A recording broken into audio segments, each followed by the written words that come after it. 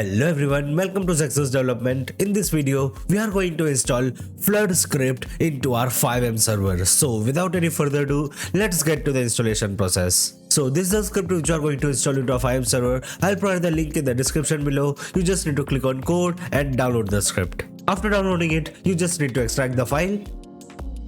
Now open the file, then copy this file from here and paste it into your FiveM resource folder. So I'll be pasting it over here.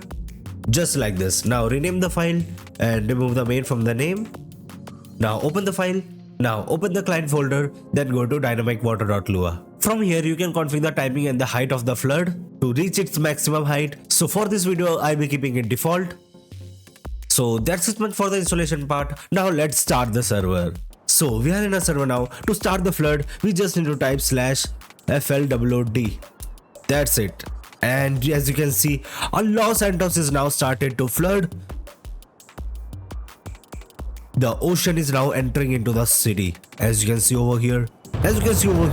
Now it's getting the realistic effect. So that's it for today's video. I hope you enjoyed the video. If you enjoyed the video, make sure to like the video and subscribe to the channel for more videos related to FiveM development. Goodbye.